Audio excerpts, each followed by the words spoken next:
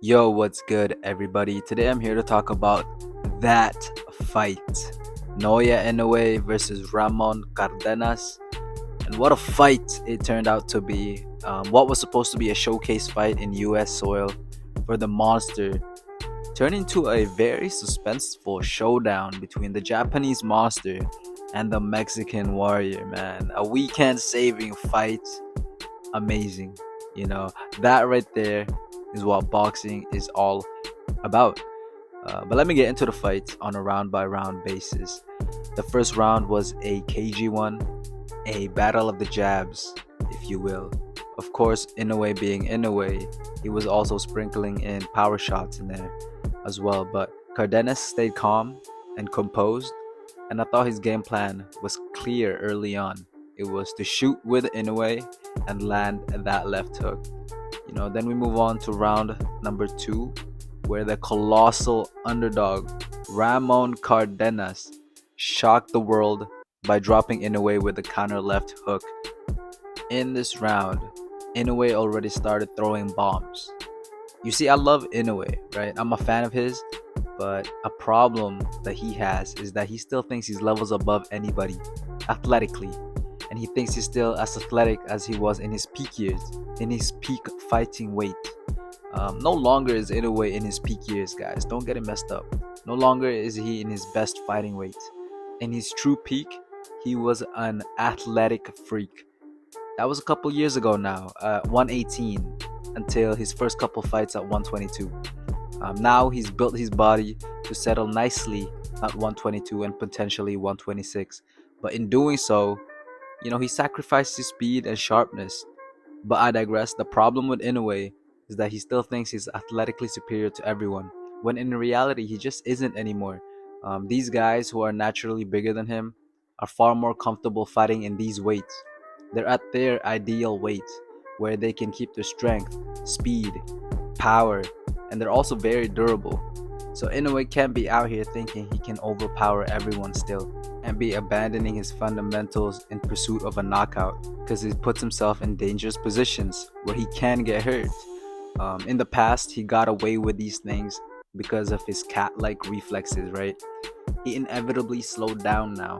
He's older and he put on a bunch of muscle, so naturally he slowed down a little bit. So he just has to change the way he fights. He has to box a little more. He has to box smart.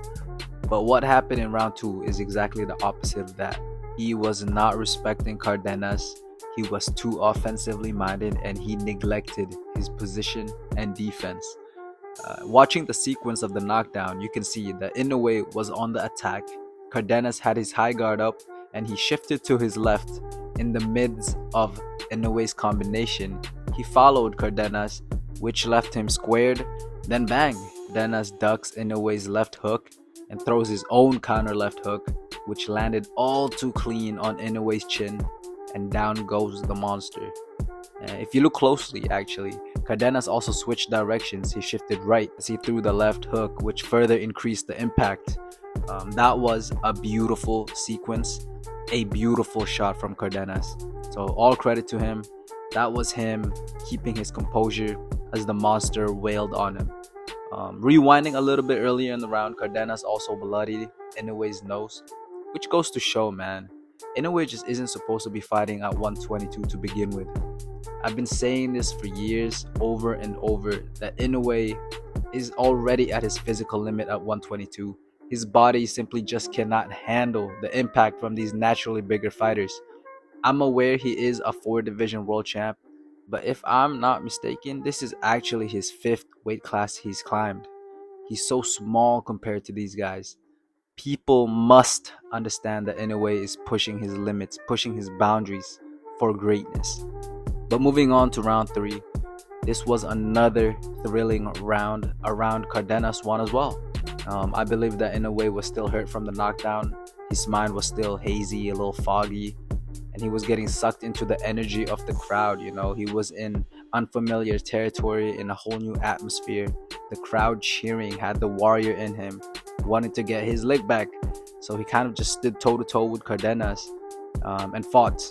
He was fighting, not boxing, and that was a mistake in my opinion. Inoue is one of the smartest fighters out there, but he didn't use his brain in this round. He got sucked into brawling with Cardenas, and Cardenas just got the better of almost every exchange. And he comfortably won that round, in my opinion. I also want to note that on the break before round 4, Cardenas told his trainer that Inoue doesn't crack, meaning he doesn't punch hard. The trainer told him yes, he does. I kind of thought that was funny at the time, but especially so because of what unfolded in the following rounds. Now, yeah, going into round 4, Inoue finally made his adjustments. He got back to boxing. He realized that Cardenas was just waiting to counter. So Inoue baited for a counter with his jabs. He kept at it until he finally landed something real clean by countering a counter. So he won that round, in my opinion. And we move on to round 5, which was a very close round. Inoue continued baiting for counters and was finding a lot of success. Cardenas realized that his plan was compromised, so he kind of just went to bang it out with Inoue. You see, he knew he could hurt Inoue, so he just went for it, and they started trading. And I personally thought Inoue just about nicked this round, but it was very competitive and entertaining, where both men landed eye-catching shots. But moving on to round 6, Inoue finally landed his cleanest shot up to that point with a counter right, which hurt and had Cardenas backpedaling and shelling up. Inoue tried getting him out of there by blasting through his guard, but Cardenas hung tough, and he was throwing counters, which eventually stopped Inoue's assault, and they went back to boxing and shooting with each other, throwing bombs at the same time as each other. They were betting on their own precision and timing. This was a very dangerous round for both men. The way they were both throwing really made it seem like if they landed anything, the other person would have slept. It was a really tight line that these two were walking on in that round. But at this point, Cardenas was clearly starting to gas. He wasn't as sharp mentally or physically, and his legs were starting to turn spaghetti. Now, round 7 was a dramatic one. It looked as though Inoue was finally starting to take control. He was able to push Cardenas back now, but Cardenas valiantly fought back. He used his size and made it physical, landing a body shot which hurt Inoue and had him shelling up for a bit there. He followed up with some headshots too, and Inoue was on the ropes, But Inoue thugged it out. He fought back and got back to the middle of the ring and caught Cardenas with an explosive straight right, which sent Cardenas back. Then Inoue spammed the same punch over and over until Cardenas finally touched the canvas. The crowd was going crazy. I was going crazy because we all know what was coming. However, Cardenas beat the count and was throwing haymakers to keep Inoue from finishing him off. And that was good on him. That was smart. That was a great round. It was very entertaining. And we all know what happened in the 8th. Inoue let his hands go, and the ref called it a bit premature, in my opinion. Yes, Cardenas was hurt, and yes, Inoue was starting to have his way with him. But at the same time, Cardenas still had his wits about him, and not a lot was connecting super clean. But I guess it's been around 3 or so rounds where Cardenas' legs just didn't look steady. Maybe that was the reason why the ref stopped it. Maybe he thought that he's been punch drunk for several rounds now and he was worried for his health. If you look at it that way, I guess you could justify the stoppage. But me personally, I thought Cardenas still had a good 30 seconds left in him.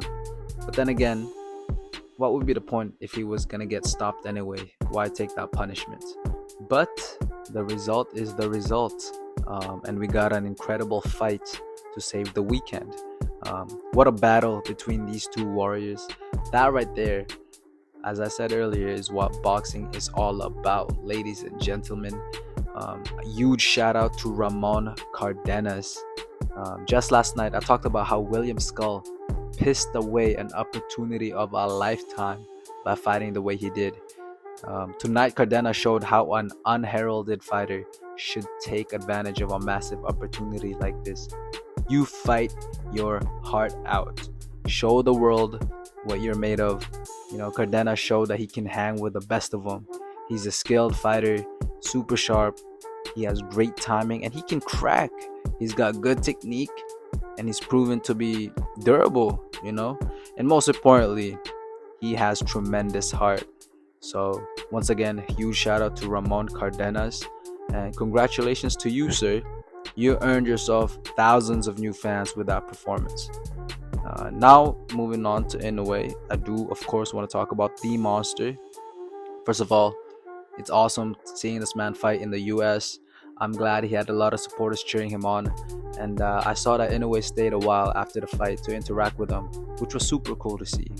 But my takeaway from this fight is that Inoue needs to tweak his style a little bit. I think Inoue needs to get back to boxing. I think he should box in the first half of the fight and just capitalize on opponents' mistakes. No longer should he be a seek and destroy type of fighter. I think at this point of his career, he definitely needs to stay behind the jab more and set traps. He just isn't the same anymore. You know, climbing weight divisions as well as age has slowed him down a little bit. He isn't as explosive. You know, I said this earlier, that added muscle will do that to you, you know. So he just needs to adjust. He changed his body, so now he must change his style to stay on top of the boxing world. He also needs to improve his defense. It's bizarre. He's shown great defense before where if he really wanted to, he was so difficult to hit clean. In this fight, he got touched up way too much, even just with the jab. You know, his head was snapped back numerous times, and Cardenas found a home with his right hand over and over, and his body got touched up too.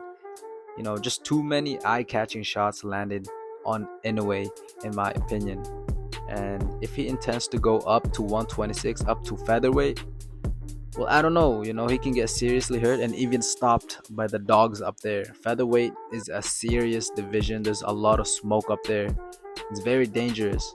So if he wants to be one of 6 men to be a 5 division world champion, he really needs to tighten up his defense. But other than that, another exhilarating fight produced by the monster Naoya Inoue. I know I was a little bit negative there to end it, but that's just because I hold Inoue in a very high regard. Don't get it twisted. I still believe that Inoue is number 2 pound for pound, only behind Alexander Usyk. He's still the monster. I believe that. I just simply voiced out some things to improve on, and you know, newsflash, everybody got things to improve on. All right, so that's it for me. What did you think of the fight? And who's hyped for that fight with MJ on September? Truthfully, I am, but I think Inoue should have more rest. You know, he fights every 4 months or so, and aside from Kim, he's been fighting nothing but the best, and he's been doing that for years. In this fight, he sustained a lot of damage, so I think he should be given more rest. You know what I mean? But please leave your thoughts in the comments down below, and please leave a like and subscribe. And I really want to thank you so much for watching, and I hope you have a lovely day.